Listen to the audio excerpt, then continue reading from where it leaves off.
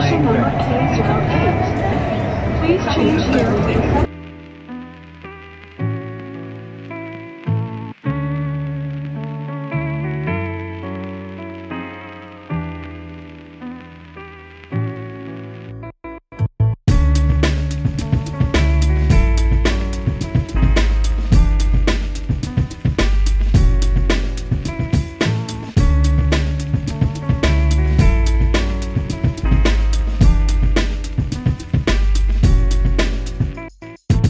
Good morning everyone and welcome back to the channel and welcome to Kyoto. We're about in the middle of our Kyoto stay as part of our trip to Japan in January of 2020. Crazy.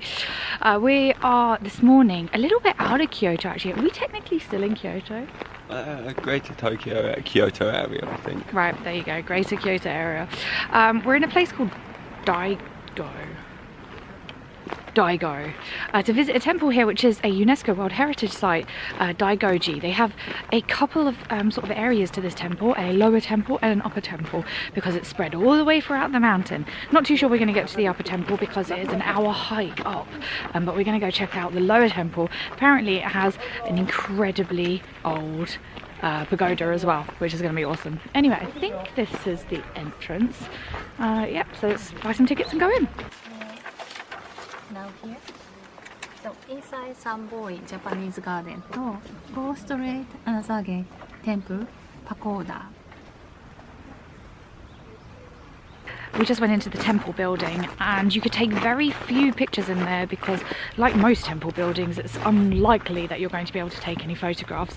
There's a lot of cultural properties in there, mostly painted painted screens. They weren't really folding, it was painted screens. Beautiful. Again, can't take any pictures of them. Can take pictures of the gardens though, and they were beautiful. I forgot to tell you how we got here. We took the metro from where we're staying in Kyoto. It took about 20 to 25 minutes, and when we came out of the station, which was Daigo, that's the station that we went to, there was a massive shopping centre there. It kind of had, it's not really a shopping centre, it was kind of like a supermarket on steroids. It had like supermarket stuff, a few sort of like a bakery, a Mackie D's, it had a tiny Mackie D's in it, and a few other places where you could buy fresh food, like food to eat then, and like an upstairs area, a few clothing places. Anyway, if you want to pick up some food for breakfast, just take the train all the way down there and pick something up from the bakery in there. That's what we did. We already had breakfast, but we got some bakery goods anyway. We then walked 12 minutes to get to this shrine, so it's super convenient and it's very quiet. So if Kyoto is crazy, here seems really quite nice and relaxing. This is quite impressive. This is the gate, and on either side you can see statues, and they are Fujin and Raijin. Usually when we see statues of Fujin and Raijin, there's netting over them, so they're really hard to capture on video or with photographs. But these ones have been left left without any netting in front of them, so you can capture them, which is awesome.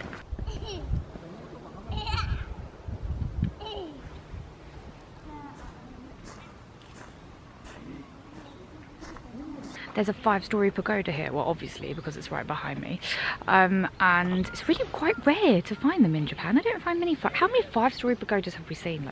Like five-story pagodas. There's one in Kyoto. Three others.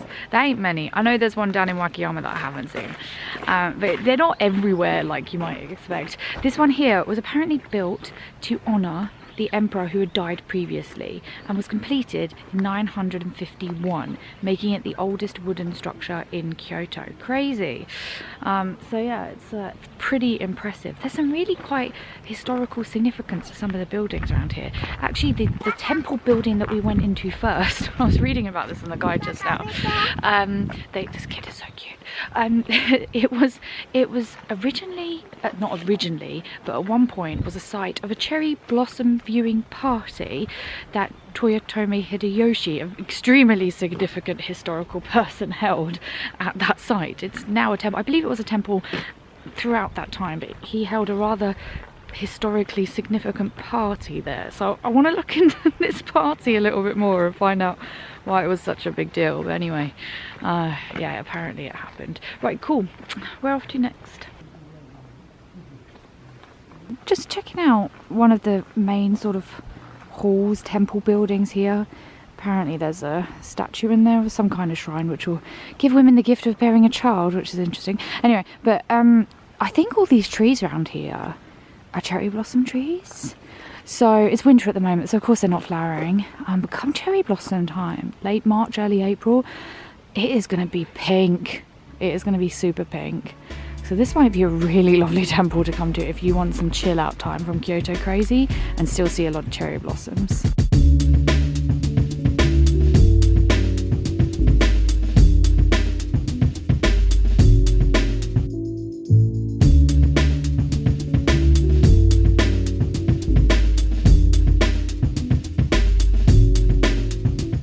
We're going to the last thing that we have to do, which is sort of the museum area.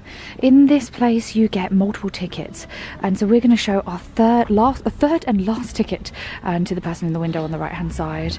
If you do pop here, I think this place, this row here also is covered in cherry blossom trees, so this is going to look amazing if you're coming here in April. It's really cool. Anyway, cool, let's go in.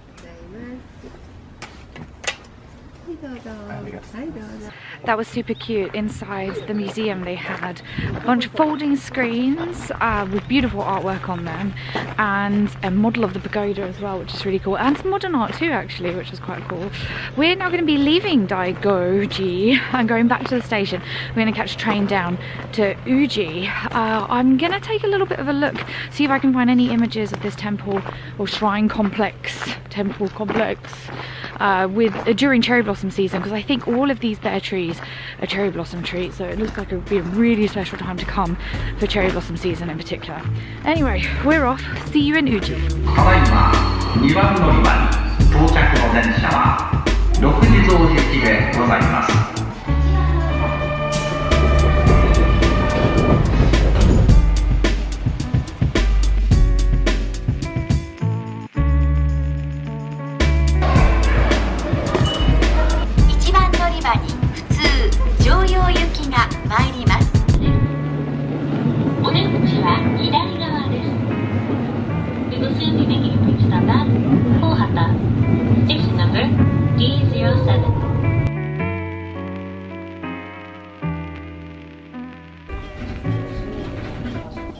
Cross over to the next street, walk down it because it looks like it's quite nice. Yep. Down to the thing and then up into Byodo-in temple, and then we can also cross the bridges for nice there and have a look around. So this is Uji Center. Uji has become quite well known for its matcha. Apparently there's a temple in Kyoto, or sort of an area of Kyoto, which is very well known for its green tea. But matcha here is very, very famous and apparently superior. Apparently.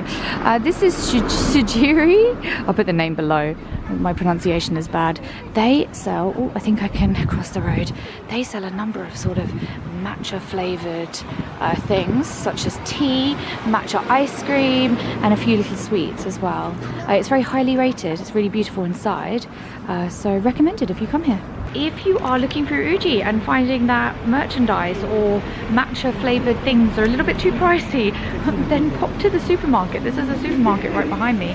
We actually managed to find Uji tea flavored Kit Kat, specifically from Uji, specifically from this region.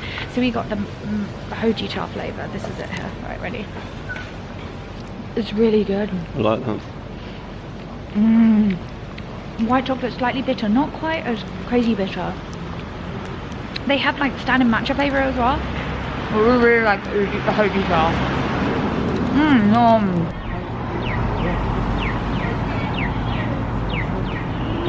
Turned into a new street now, and everywhere is matcha. Everything is matcha. Matcha all the things. Matcha cakes and matcha ice cream. It's too cold for ice cream, but it's all here if you want it.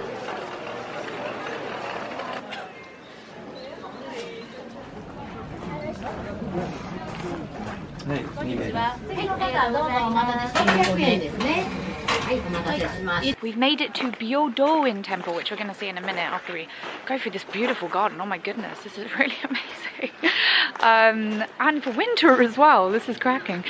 This temple was actually originally constructed not as a temple but as a is it a retreat house, something like that, for a high-up politician. His son turned it into a temple and ordered the construction of what is called the Phoenix Hall. Apparently it's got a couple of phoenixes on the top of the roof or something like that. They now feature on the back of the 10 yen coin, so that's kind of crazy. And oddly, I've been to a place in Hawaii which I think is designed off of this building. It's sort of a graveyard of sorts to multiple things. Yeah, it was a graveyard for multiple religions. Really cool place. But I believe it's designed off of this building. So anyway, let's go have a look. I think it's gonna be quite special.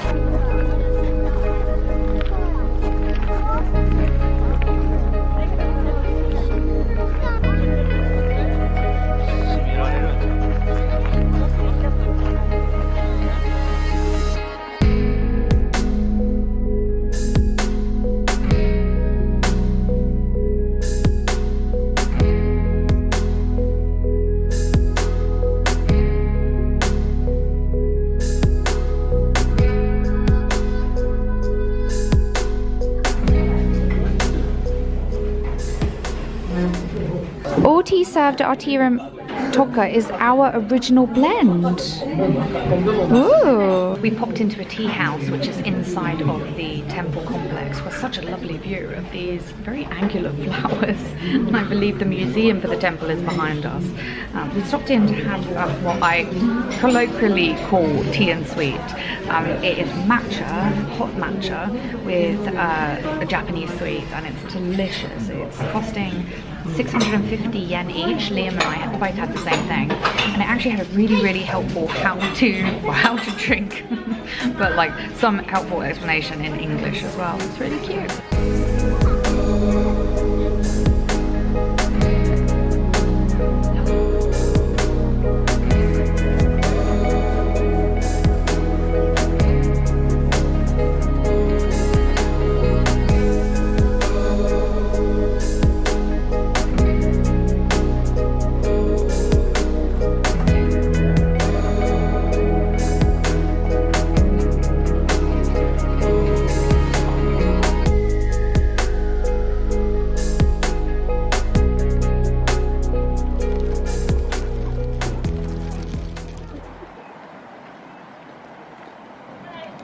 The museum was super cool. It was really strange actually. There was a bit as we entered into the museum that reminded me a lot of the mazes from Breath of the Wild, the Legend of Zelda Breath of the Wild game. It was this very high sort of walls on either side, and you were walking straight through the middle. It was it just gave me this really kind of like, you know, deja vu sort of feeling for that particular part of the game. We're walking just behind where the temple is, over this bridge, just here, to this island which is in the middle of the river, and then we're going over another bridge, and there's a gate over there. Do we actually know what's over the other side? No, I didn't actually think there was much, but oh, wow. Apparently there is. Looks amazing. If you stand here for long enough, there's trains that go back and forth on that bridge over there, which look really cool. It's just really pretty around here. Oh, and Liam also picked up some dango from a woman who was selling it on the street. Dango is a sort of mochi rice balls covered in a sweet soy sauce. That's the best way to describe it. Yeah, toasted as well. Oh, charred. Yeah. They're delicious. Anyway, if you've seen them, they're called dango. It was 100 yen for one stick. She let us pick however many sticks that we wanted, but we just wanted the one. Now Liam's like, maybe I should have got 3. This is amazing. The view is so spectacular, and it's exactly the right part of the day. I think it's 4:30 in January, so we're just hitting it up at the golden hour, and it's absolutely beautiful. Look at this.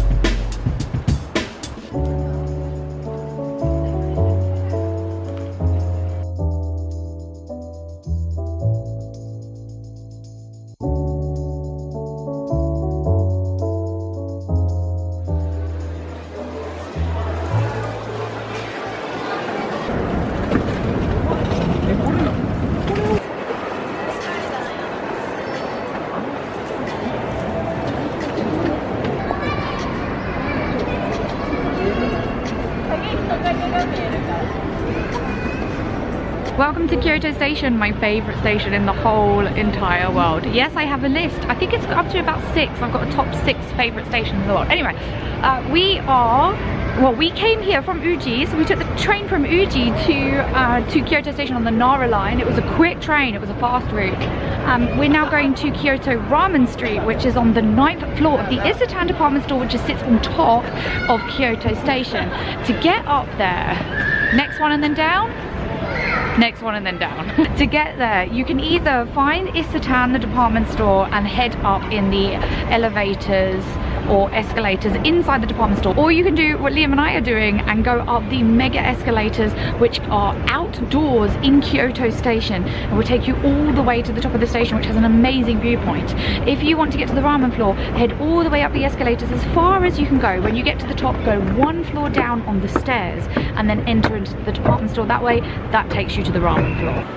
That's where we need to go, but our escalators are skipping a floor each time, so that's why we're going to head up here and walk down.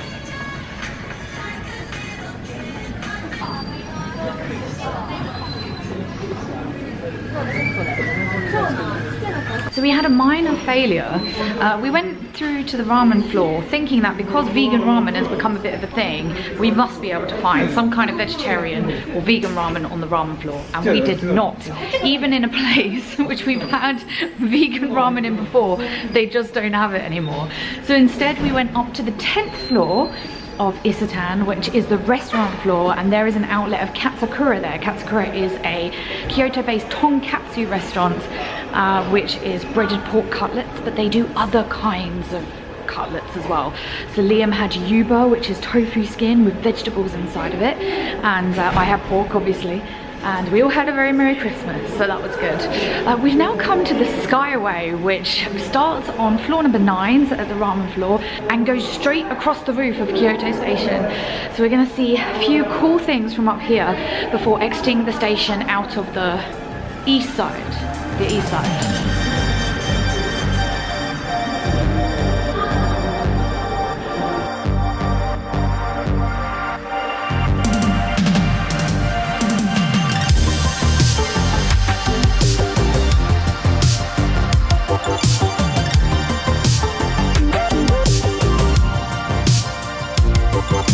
Oh my god, look what we found. Look what we found! This is amazing. Wow. It's got a helipad. Look at all those stairs.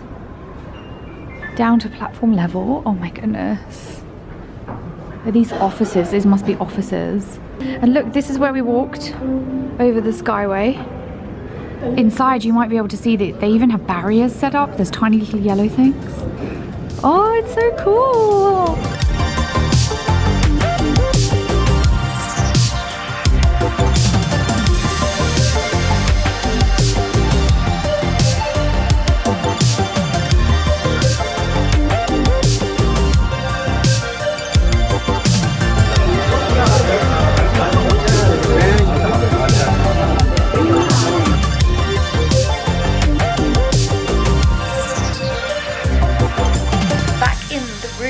This is our bed. I slept with 2 duvets on yesterday because Liam is warm and I am cold.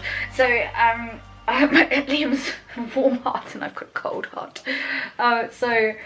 They've given us 2 duvets now. That's really cute, actually, like 2 fully covered duvets, which is awesome. This is my new pose. Yeah, we're back at the room. On our way from Kyoto Station, we stopped off at a place called Kyoto Beer Lab, which is one of our favourite breweries slash tap rooms. Tiny little brewery with a tap room in sort of somewhere between Kyoto Station and City Dines, which is where we're staying this time. Yeah, so it's very easy to walk between the two, and it's so cool in there. They have an amazing collection of beer. Actually, some quite sweet. They're quite sweet, the beers. Actually, your beers weren't so sweet. The ones that I had were. So yeah, I recommend it if you're going. We're going to chill out now in the room, so I'm going to close up the vlog. Tomorrow we're going to be doing some stuff in a different area of Kyoto, I think. Anyway, it's going to be in Kyoto, we'll be somewhere else. So I want to say thank you so much for watching, and I hope to see you back on the channel then. If you have any questions about where we went to today, put them in the comments below. Thanks everyone for watching, see you all next time, bye!